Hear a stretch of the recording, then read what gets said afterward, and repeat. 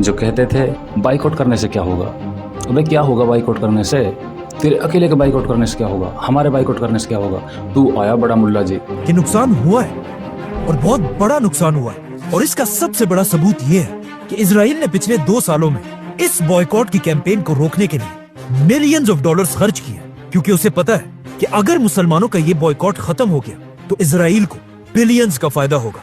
क्योंकि इस जंग के शुरू होने के बाद अब तक दुनिया की बड़ी बड़ी कंपनीज इजराइल को छोड़कर जा चुकी है, और यहाँ तक इंटेल जैसे बड़े ब्रांड भी अब इजराइल को छोड़कर जाने लगे हैं, जिससे इजराइल को बहुत बड़ा झटका लगा है।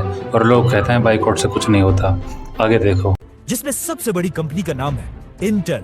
इंटेल ने इजराइल के साथ $25 बिलियन की डील इस जंग की वजह से खत्म कर दी है, और ये डील इजराइल की तारीख की सबसे बड़ी डील थी। सिर्फ इतना नहीं, बाइकआउट के इस प्रेशर से इजराइल की अब तक 46,000 कंपनियां बंद हो चुकी हैं। लगाना झटका। It's the power of boycott. Keep it up. सिर्फ यही नहीं, बल्कि इजराइल पर इतना प्रेशर है कि अब तक इजराइल में 46,000 कंपनीज बंद हो चुकी है। इस जंग से इजराइल के अगर पूरे नुकसान को देखा जाए तो वो कुछ $300 बिलियन बनते हैं। और इतना सारे पैसे इंडियन करेंसी के हिसाब से लगभग 25,02,000 करोड़ रुपए बनते हैं। और इजराइल अब तक इस जंग में 66,000 फलस्तीनियों को मार चुका है। मतलब फलस्तीन के हर एक शख्स के शहीद होने से इजराइल को $5 मिलियन का नुकसान हुआ है। एक बार मेवाती और कह रहा हूँ, मैं हिंदी में बनाऊँ मैं वीडियो पर, अब मेवाती में कह रहा हूँ। एक बार तारे समझ में नहीं आ रही यार।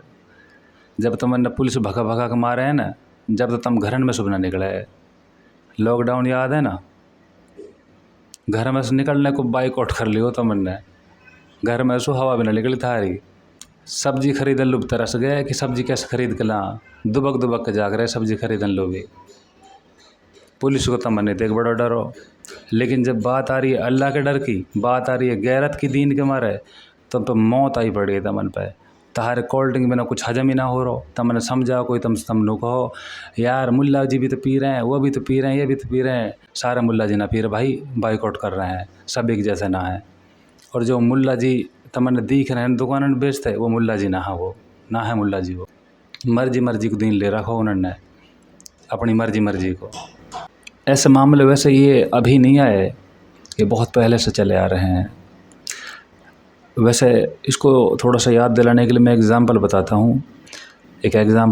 हूँ। ऐसे ही जब इब्राहीम अलैहिस्सलाम को आग में डाला गया था तो एक कबूतर चोंच से पानी डाल रहा था। तो किसी ने कहा उससे कि तेरी एक चोंच पानी से इतनी बड़ी आग का क्या होगा, इसमें बड़ी कोई फ़र्क पड़ेगा। तो कबूतर ने जवाब दिया था, मुझे भी पता है मेरी इस चोंच से ये आग नहीं बुझने की, लेकिन जब आखिरत में अल्लाह ताला हमें उठाएगा तो अल्लाह मुझे उस जमात में उठाएगा जिसने आग बुझाई थी, यानी आग बुझाने वालों में।